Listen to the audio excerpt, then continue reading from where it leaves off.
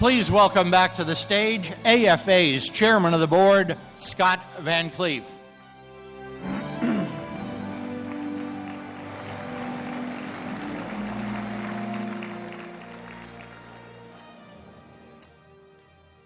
Well, ladies and gentlemen, our 2015 Air and Space Conference is now underway. Once again, I bid a warm welcome. My sincere thanks also to Chaplain Denninger, the Air Force Honor Guard, and the ceremonial brass of the Air Force Band, as well as to our many distinguished guests for being here. As a reminder to our audience, please remember to fill out your conference surveys. The surveys can be found on our conference app for your mobile devices and in a follow-up email after the conference, and your feedback is very much appreciated. Ladies and gentlemen, it's my distinct pleasure to introduce our first speaker. As Secretary of the Air Force, she's responsible for the affairs of the Department of the Air Force, including the organizing, training, equipping, and providing for the welfare of more than 664,000 active duty, Guard, Reserve, and civilian airmen and their families. Prior to her current position, Ms. James served as the President of SIAC's Technical and Engineering Sector, where she was responsible for 8,700 employees and more than $2 billion in revenue. Before she steps out on the stage, however, we have a short video.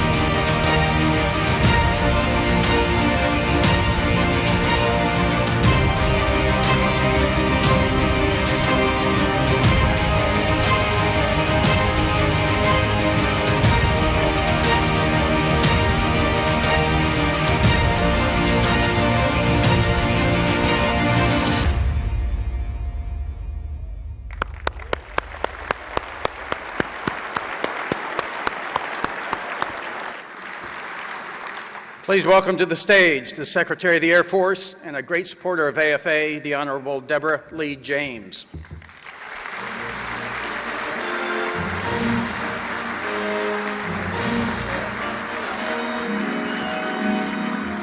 Oh, my goodness. Good morning, everybody. Wasn't that an inspiring video? That gives me chills every time I've seen that video.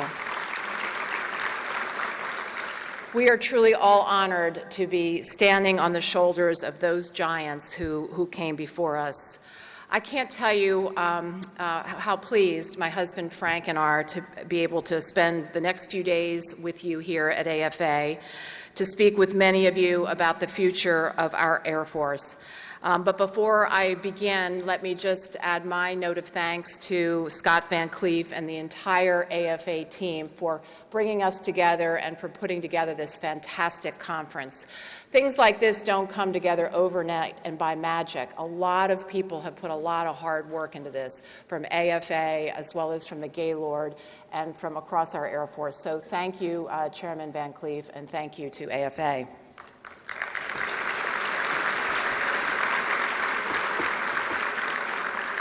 Now, AFA has very fine judgment in many areas, but no finer judgment have they made lately than the judgment to hire their new president, our Vice Chief of Staff, just recently retired, Larry Spencer. So we're so glad to see you, Larry.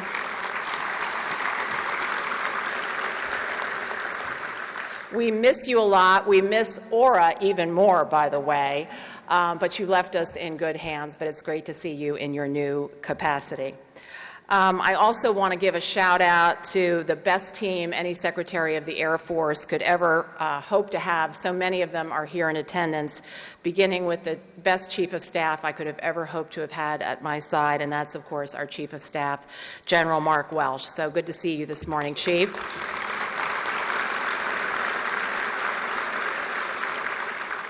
And of course, Betty, always wonderful to be with you. Look forward to sharing the next couple of days together. Chief Cody, where are you? I lost track of you. There you are. So Chief and Athena, so great to be with you as well. We also have many other of our top uniform leaders. We have our top civilian leaders in attendance. We are all here in droves because AFA and the work that you do is so important to us. I also want to recognize we have 9 Pacific Air Chiefs who are in attendance with us today. So we have major bilateral discussions going on. So we're grateful for your partnership and for your spending the time with us. We also have 10 students from the Turkish Air Force Air War College who are with us today and who will be with us over the next several days. Of course, what fantastic Air Force Association National Award winners. They were just eye-watering this morning that we all had a chance to honor. So congratulations once again to all of you. And then our 12 Outstanding Airmen of the Year present. And if you are, would you please stand up?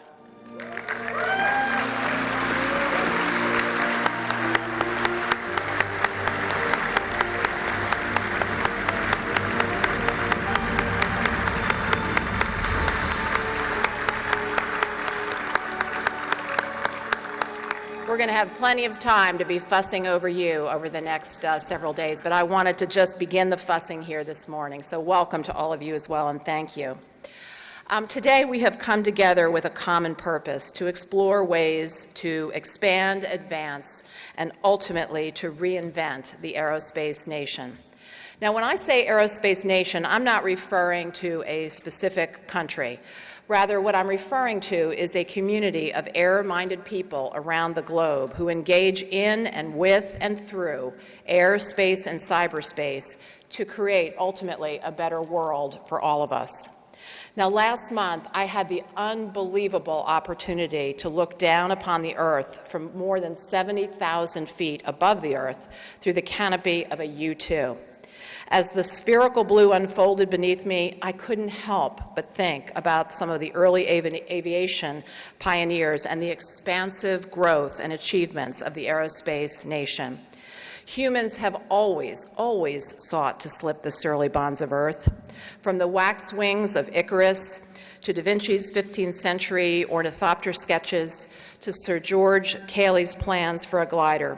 The dream of flight has remained tantalizingly close for centuries, but seemingly for so long unattainable.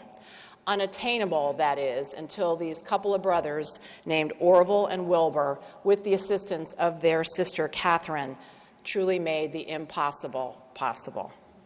And to understand why I'm now calling for us to work together to reinvent the aerospace nation, let's just take a few minutes now and step back in time, beginning with that December date in 1903 at Kitty Hawk, North Carolina. And then I also want to just briefly touch upon a few highlights that you saw in that most inspiring video. Now, the moment the Wright Flyer finally lifted off from Kitty Hawk, the Wrights became the most prominent members of the Aerospace Nation. Their achievement was certainly no overnight success, however. Rather, it was the result of years of work and failures and rebounds and collaboration. A few years after the Wright brothers, by the World War I era, militaries on both sides of the Atlantic started to eye the airplane as an instrument for warfare and began building their own aircraft. If World War I ignited the fires of innovation, and there's no doubt in my mind that it did, I think it was truly Lindbergh's Atlantic crossing, coupled with aerial demonstrations and contests that were taking place at that time. This is what really built an inferno. And the excitement carried into every American household, workplace, and factory. Then came the post-war years, 1920 to 1940, and sustained growth and sustained excitement took place, spurred on by civilian pioneers like Amelia Earhart and the government's expansion of airmail services and continued international interest. Growing steadily, the aerospace nation really came of age during and immediately following World War II, and some have even called this the golden age of aviation. Then by the year 1947, this young Air Force captain came along by the name of Chuck Yeager, and he broke the sound barrier. And at that point, the aerospace nation started attracting new members at what I would call a supersonic rate. And certainly anyone who is around my age, give or take a few years, can tell you exactly where they were on the evening of July 20th, 1969. Personally, I was at home in Rumsden, New Jersey with my mom, and we were watching television, literally captivated by those grainy black and white images of Neil Armstrong and the Apollo 11 crew, who were making a new kind of aerospace history. Now, I could keep going on and on and on, but I think you get the picture. Now, let's flash forward to where we are today. American industry, and particularly the aerospace industry, is a very, very important, I would argue, the cornerstone of the U.S. economy.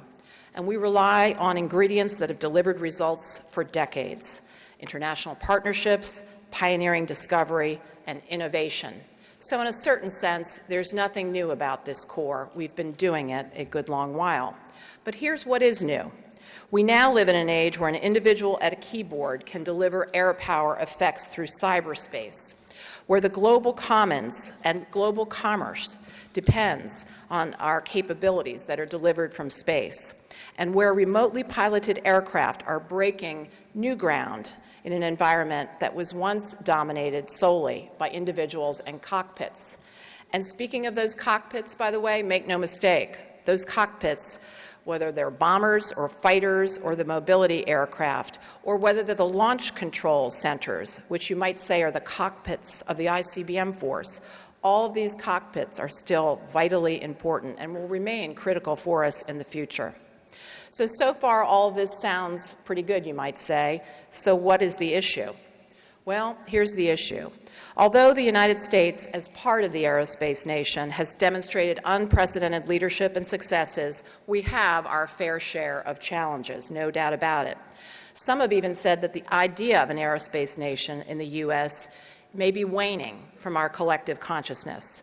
Our closest competitors, some of whom don't mean us well, are closing technological gaps around the world, and our comparative advantages in some cases are dwindling.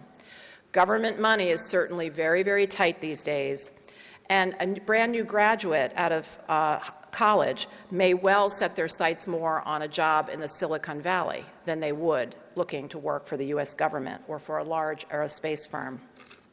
Moreover, doing business with the government is time-consuming, it's expensive, it can be risky, it can be frustrating. This arrangement that we have discourages innovation in some cases, particularly when it comes to small businesses and small groups and individuals who might otherwise participate in the aerospace nation but choose not to because the barriers just seem too high. Now, there's no question in my mind that we have the raw material in airspace and cyberspace to rival the advances of the 1920s and the 1930s in the aerospace nation. We have the technology, we have the know-how, we have the talent to take the next great leap, to bring on a new golden age of aerospace. The only question in my mind is, can we muster the wherewithal to overcome the challenges and to capitalize on the vast and numerous advances that are being made in every sector of society? Will we do it? And I say, you are damned right that we will do it, and there is no group of people who are better to lead the way than the United States of America and our total force, American airmen. A reinvented aerospace nation, as I said earlier, must overcome cumbersome government bureaucracy. We need to speed up acquisition process, invest in our people, and innovate collaboratively to integrate our warfighting domains, air, space, and cyberspace, in new ways. We have to be able to adapt faster than our adversaries in all that we do. And this is what we mean by strategic agility. Strategic agility, you'll recall, is a concept that we introduced about a year ago in our new strategic framework, A Call to the Future. Now, recall that when we issued A Call to the Future last summer, we told you that at that time it was part one of what would ultimately be a trilogy rolling out over the following year. Part one, The Call to the Future, covered the why we need to make changes in our Air Force. Part two, which was our strategic master plan, covered the what. It laid out in some degree of detail our goals and objectives to guide the development and resourcing and a talent master plan for the force over the next 20 years. Well, this week we will be publishing part three, which will be the how we will do it. The Air Force Future Operating Concept, which is our new document that we're rolling out, will lay out how we intend to leverage what we call operational agility in the future as a way to suitably and swiftly adapt to any situation or enemy action. Integrated multi-domain operations, cyber, space, and air, will be central to this future operating concept. Now, let me give you just one future-looking scenario to illustrate what I'm talking about. Imagine some years in the future a sprawling megacity of 12 million residents in a remote corner of the globe, and it is struck by a massive earthquake. Within just a few hours, air-launched small satellites are sent into orbit from the back of an Air Force mobility transport. Sliding into orbit over the disaster area, these low-cost space vehicles immediately tap into the broader space-based architecture, giving first responders access to global communications and near real-time images of the devastated city. A usable airfield is then identified with the newly established overhead ISR, and an Air Force air traffic control team already en route to the region is vectored onto it. By the next day, the flights begin flowing in, and included in the earliest shipments are dozens of small UAVs which are sent airborne by a small launch and recovery team, which by now is on station.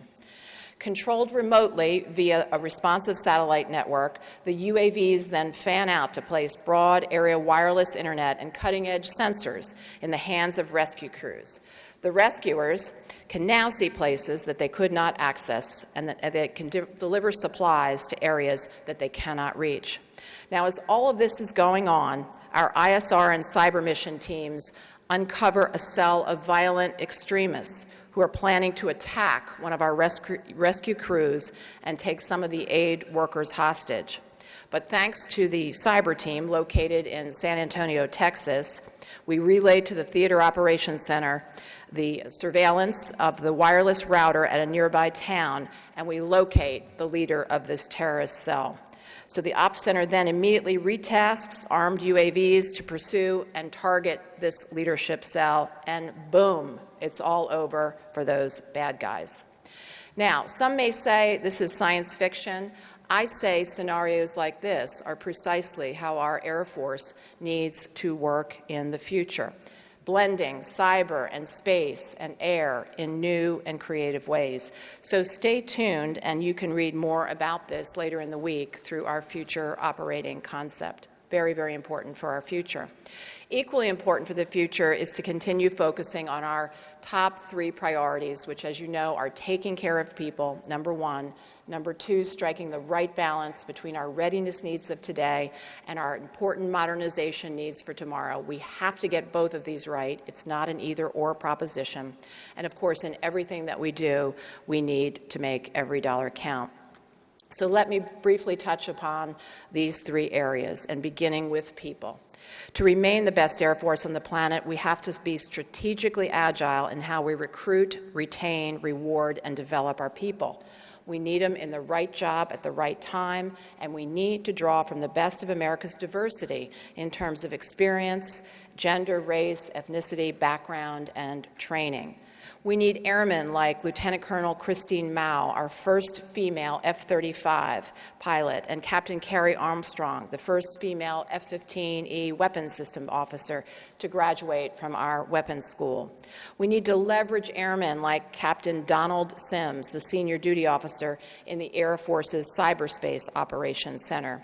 We need airmen like some of whom you met today, Second Lieutenant Emily Gill, First Lieutenant Victoria Fort, and First Lieutenant James Moore, all of whom are missile crew commanders at Minot Air Force Base, North Dakota. Lieutenants Gill, Moore, and Fort are defending this nation every day through strategic deterrence.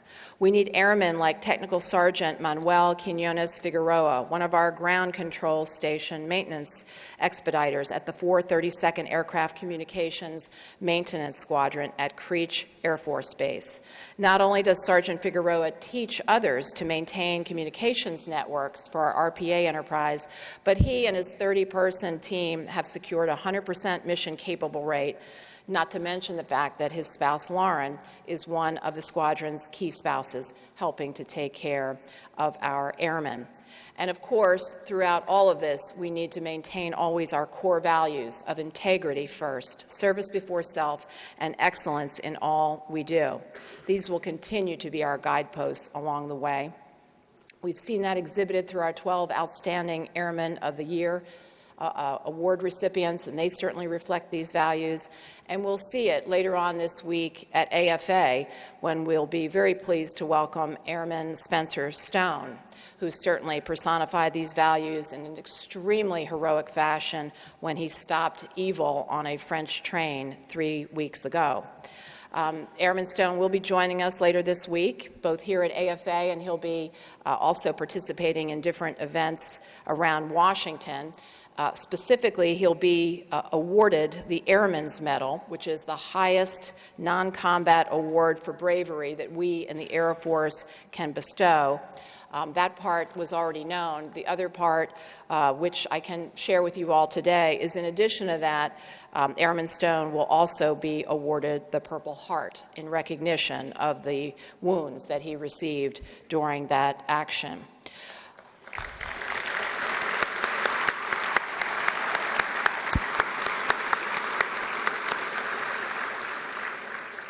Secretary of Defense Ashton Carter will actually preside over this award ceremony for Spencer Stone, as well as for Army National Guard Specialist Alec Scarlatus later this week, who will also be honored. And by the way, stay tuned, because our Secretary of Defense will also be coming here to AFA and spend some time with us as well. Now, before I leave the issue of Spencer Stone, in case you missed it, let me assure you, because I watched Jimmy Kimmel the other night, Spencer Stone will not have any difficulty getting here to Washington, because he was just awarded a brand new Camaro. So he's got a sweet new ride to get him here to Washington, D.C.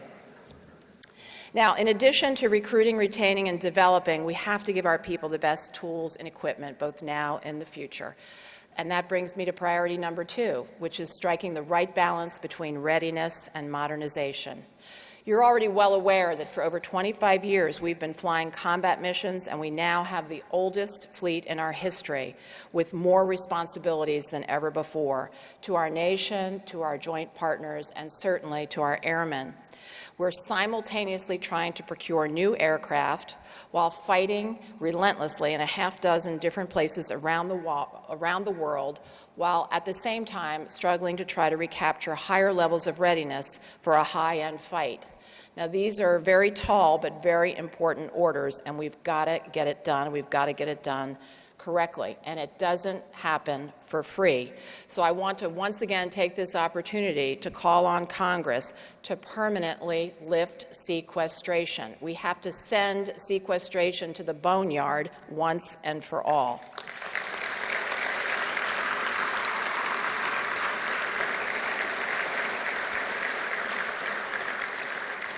And we really need our Congress to pass a full-up appropriation and authorization bill by October the 1st or as soon thereafter as possible. This talk around Washington recently about a long-term continuing resolution being a possibility on the table, let me tell you, is a really, really bad deal for our Air Force. It's even worse, if you can believe it, than sequestration would be. It would provide even less money than sequestration. It would not allow us to have any new starts. It would affect every part of our Air Force. It would interfere with our ability to modestly upsize, as we feel strongly we need to do. It would interfere with our modernization efforts, and I am certain it would once again hit readiness. So we need the Congress to join with us and be more agile and complete its work on our full-up appropriation and authorization bills. We in the Air Force also need to work closely with the Aerospace Nation to discover and implement new and innovative ways to steward our taxpayer dollars, which of course brings me to priority number 3, and that's make every dollar count. Forging a close partnership with the very industry that provides us with our capabilities is more important now than ever. We're trying to step it up when it comes to dialogue. We're trying to make our relationships even stronger because we think this will help us in the future keep our programs more on budget and more on schedule. Now, I've mentioned a couple times strategic agility. When it comes to acquisitions, as far as I'm concerned, speed should be, in the future, a fundamental metric. Will we be able to respond faster than the threat, keep up with the pace of technology, keep up with the operational innovations of our remarkable airmen? Well, if we're going to do that, we've got to speed it up. Now, we in the Air Force have made good progress in employing many of the principles of Secretary Carter's and now Secretary Kendall's better buying power. So our costs as a general proposition are trending downward. The number of Nunn-McCurdy's is down, and we're meeting our key performance parameters for our major programs at a rate above 90%, which is really good. And don't take my word for it. Take a look at the Acquisition Technology and Logistics Acquisition Performance Report, because all of the statistics I just mentioned to you are in this report. But it's still not good enough. We have to continue to find new and improved ways to save taxpayer dollars. Now, we in the Air Force have tried to be very open to new ideas and innovative thinking. And in the case of acquisition, we aren't shy when it comes to experimenting with different ideas. And in a way, that's a lot of what bending the cost curve has been all about, is trying some new approaches. So today I'd like to describe a new experiment that we have in mind. To repeat, our ultimate goal in acquisitions should be to deliver capability to the warfighter more rapidly. But unfortunately, today it takes too long to develop and field our systems.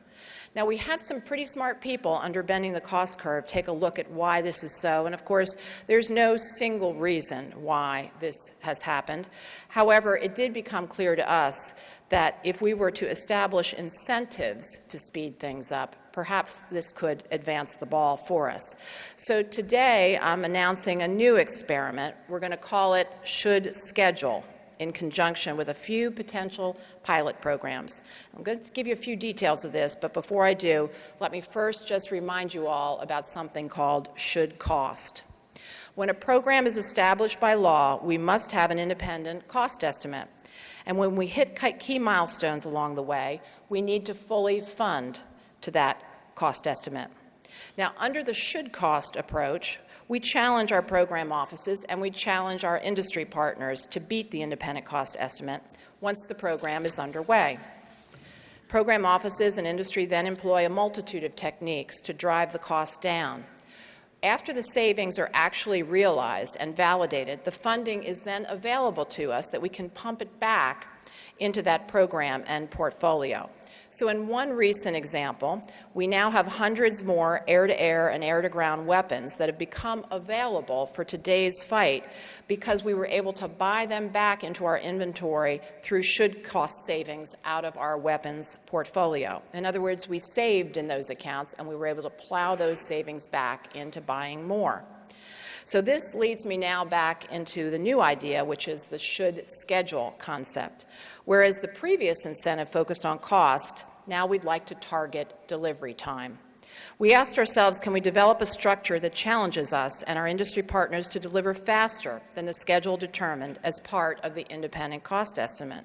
Well, I say, you're damned right we can do this. Why can't we do it? And we will do it. If we can collectively beat the historical developmental schedules and reward the behavior in government and industry that speeds things up, we have a real chance to make a difference. So today, I'm announcing that we're examining some of our smaller programs. We're going to start small and look to go big if this works out. But some of our smaller programs are under consideration for should schedule. Things like the Bomber Armament Tester, or the Enhanced GPS INS Modernization Program, the Advanced Precision Kill Weapon System. These are all potential should schedule pilots that we are going to work on the details and see what we can do. Established programs will have an engineering, manufacturing, and development phase under this experiment based on historical data, just like they always do. But here's what will be new. We'll hold a competitive EMD where we reward and incentivize speed to ramp. In other words, if an industry partner can propose a solution that credibly offers a way to accelerate successful EMD, then that company would have a competitive advantage for the award. Now keep in mind, an accelerated EMD plan would need to survive a detailed scrub by independent engineers. And like should cost, we will only adjust to the faster schedule after it is realized and independently validated. And finally, I do want to note that we won't allow this to become a reason for us to go sole source on an item. We will structure the acquisition strategies to ensure the appropriate level of competition and to take advantage of early opportunities for technical maturation and risk reduction activities to bring multiple industry teams up to a reasonable design level. So that's a little bit about this new approach we're going to try, should schedule. Just another example of trying to make every dollar count. So, ladies and gentlemen, in summary, I would just say to you all that we have certainly many challenges as we look to reinvent the aerospace nation, but I see way, way, way more opportunities than challenges. We won't get this done overnight. This effort will take time, but it starts today. It starts here and now. It starts with all of your help. General Welsh and I extend an invitation to each and every one of you who has an idea about advancing aerospace to make our world better. We invite all of you to think, particularly those of you in industry, about the should schedule idea, and we invite all of you to advance the goals of strategic and operational agility, and most importantly of all, please keep taking care of our airmen. We know the Air Force doesn't have all the answers, and that's why we're here. We want to hear from all of you. So I would challenge all of you over the next several days to discard existing paradigms. I would challenge all of you over the next several days and beyond to cultivate innovation and creativity. I challenge you to say, you're damned right that we can get this done, and together we will create the next century of air power. Together we will reinvent the aerospace nation. Thank you all very much. Have a fantastic AFA conference, and most of all, thank you for what you do for our Air Force and for our nation.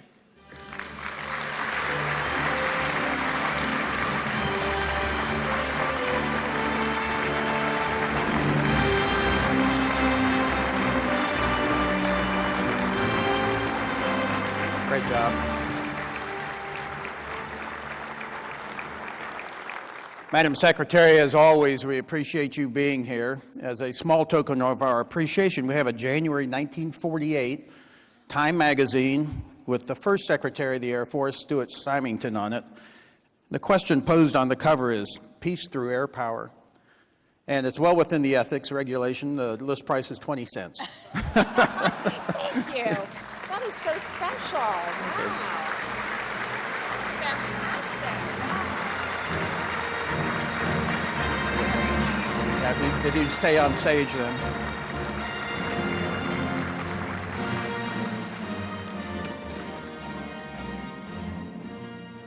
We invite you all to stay here now for a special presentation. You may take your seats again, please.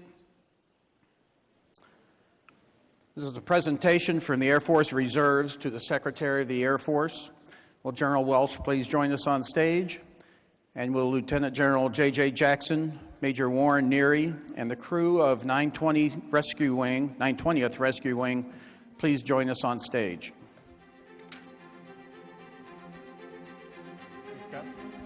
Podium's yours.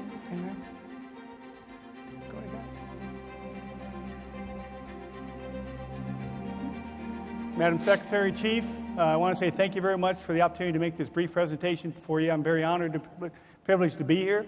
What we have, and also to Scott and the FA team, thank you very much for letting us do this. What we've got, gang, is we have an opportunity to recognize our combat search and rescue battlefield airmen across the total force. Now, I'm sure most of you know about the book Lone Survivor, and I think you probably know about the movie after that name, Lone Survivor also, where Hollywood tried to capture the courage and dedicated efforts of our rescue forces. Now, you know I'm not Mark Wahlberg, okay? But I have two members of the team that helped rescue Marcus Luttrell that day. Colonel Skinny McCrander is the commander of our 920th Rescue Wing at Cocoa Beach and Patrick, and Lieutenant Colonel Spanky Peterson. Skinny was the flight lead that day of the two HH-60s that went in to pick up Marcus Luttrell. Spanky was his wingman. Of course, they went on July 2nd, 10 years ago, and basically went in to go ahead and pick up Marcus. In addition, 2 days later, they went to go ahead and pick up the remains of course, Medal of Honor winner Michael Murphy and the fallen comrades. We have some other members from the 920th Rescue Wing in the audience, if I could ask them to stand. And what I'd like to do, Chief and Secretary, is recognize these combat search and rescue airmen.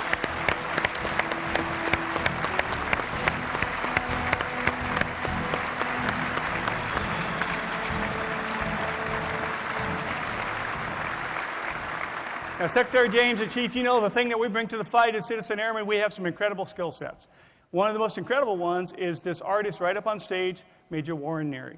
You've seen him just briefly today. He received an award, but he's an award-winning artist in addition to being an IMA at AFSpace and a reserve citizen airman. So on behalf of Warren Neary, of course, the 920th Rescue Wing, and all of your search and rescue warriors across your total force, we'd like to present to you for the Air Force Art Program so that others may live. Go ahead, Madam Secretary. Would you mind going?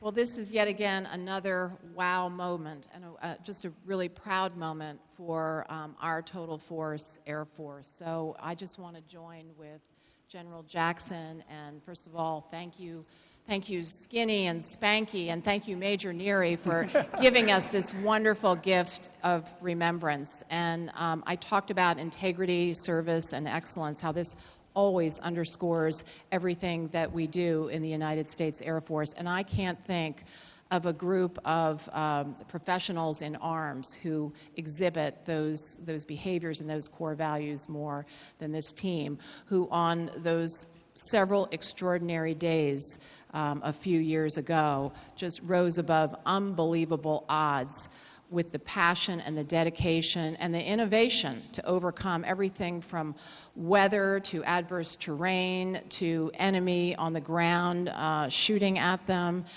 to re-wicker their approach to go in there and save Navy SEAL Marcus Luttrell, as well as to recover those who had been killed in action, because of course we never leave anyone behind, never. And so I want to thank you all first and foremost for your fantastic actions for all of us. And thank you again, Major Neary, for this wonderful, wonderful rendition. It'll be very special for us for many years to come. Thank you.